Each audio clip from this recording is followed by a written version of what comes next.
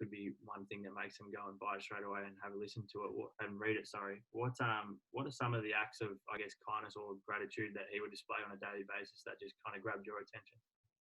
Yeah. So and also just before I jump into that, a nice way of rounding out what we were talking about before, everything that happens to you in your life is an opportunity to, I mean, it sounds very cliched, but to grow and to add to your story. So what I mean by that, like back when I was 28, I decided in my head I wanted to be a cricket coach, and I was coaching a grade club in Melbourne, or a Premier League club in Melbourne University, and we just won a club championship. And I'm thinking, oh, maybe I could be a cricket coach. Maybe that's what I want to do, because I was so unsure. And my partner said, no, we've got to go to India. I want to go overseas. And I didn't want to go, but I went because of her. I was like, oh, this is just such bad time in my cricket career. And then I said, we should go and get a job getting paid to be teachers. And she said, no, that's volunteer. And I'm going, well, this is going to be another 3 or 4 months where I'm not making any money. And none of it. And I remember there were points where we're living in a desert. I was pretty lonely, pretty isolated, pretty like, what am I doing with my life? But if it wasn't for that experience, if I didn't go and do that stuff that at the time I didn't see had any monetary value or any status kind of value, or was taken away from the time I was playing cricket, there's no way the Resilience Project would have happened. So just a quick one on that. I think sometimes you find yourself doing stuff you're not overly keen on, but it's all part of your story. And if it's a bad experience, it adds to the depth of you, and it adds to your character and all that kind of stuff. But to answer your question, Danny, so when we first arrived, we're in Mumbai for a couple of months. My ex-partner said, let's go and teach here. So we went to a village. And on my first day teaching in the school, I met this kid.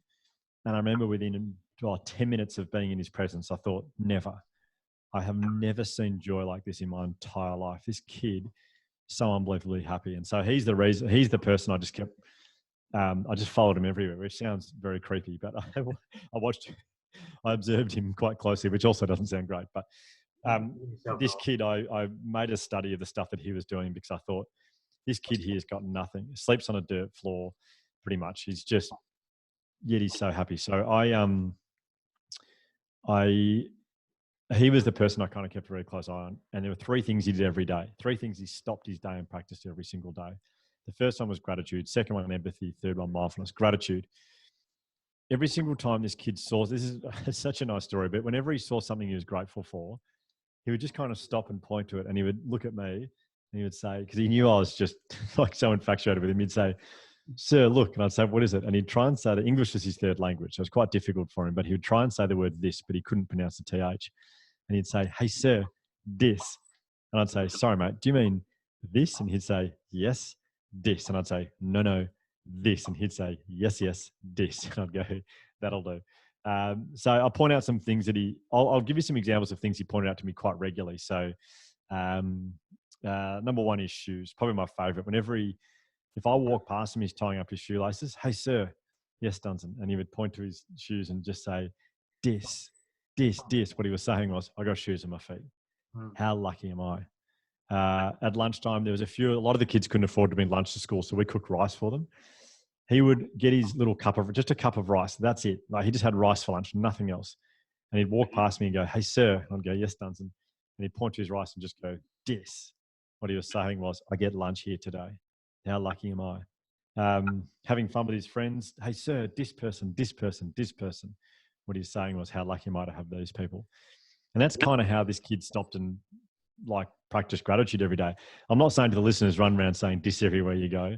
Although I do remember telling this story to the Collingwood Football Club back in 2000 was it 16? I can't remember, 2016, maybe 2017. And they were quite moved by the story, but one of the players was particularly moved. He was quite teary. His name's Adam. And I didn't get a chance to catch up with him afterwards. And I was watching on the weekend. I watched them play. And I saw Adam Treloar on the TV. On his wrist, he'd just written the word dis. And I spoke to him a little while afterwards and said, I saw the dis thing you put on your wrist. And he said, yeah, well, I did some extra reading after you came and spoke to us. And I read that if you're experiencing the emotion of gratitude, you can't possibly feel a negative emotion at the same time. And he said, as he's spoken about in a lot of the media, he's had some issues with anxiety. And he said, during the game, it can really peak my anxiety. So when it's getting really bad, I'll often just stop. I'll just stop and for a minute and I'll tap my wrist 3 times and I'll think of 3 things I'm really grateful for. Food, water, shelter, my partner, family, whatever it is. And he said, that's been a really nice way of me practicing gratitude. Again, I'm not saying everyone listening there should go around and write this on their wrist. But if you're doing a practice gratitude, the best way to do it, quite simply, at the end of the day, and this is quite a life-changing activity for such a small investment in your time. And this is what I do love about this. Like, as everyone listening to this podcast knows, if you want to improve your fitness levels, it's going to take a fair bit of work. Maybe an hour a day or whatever it is, or an hour every couple of days. To become happier, all you have to do to practice gratitude every night is to write down 3 things that went well for you. That's all you need to do. Now, this is scientifically based. It's been cited 6,200 times in academic papers around the world. If you write down 3 things that went well for you every single day, not 3 unbelievable things, just 3 things that went well for you, the changes that come over you are incredible. In a very short time, in a few days, you'll start to notice that you walk around scanning the world for the positives. You're not someone who goes around. You're not someone who goes around sort of being affected and seduced by the negative, like we so easily can be. So often, we find ourselves paying attention to the negatives. But if you write down 3 things that went well for you every night, you'll notice that when you're walking around, you'll just start to suck in the positives. It makes you feel happier, and it makes you. After about 6 weeks, you start to become more enthusiastic. You have better focus. You start to sleep better. Levels of depression and anxiety go down. Whether it's in a journal next to your bed, a notepad next to your bed, all you need to do is write down 3 things that went well for you. That's incredible how quickly it can have such a big impact on you. Yeah, it's unreal. I've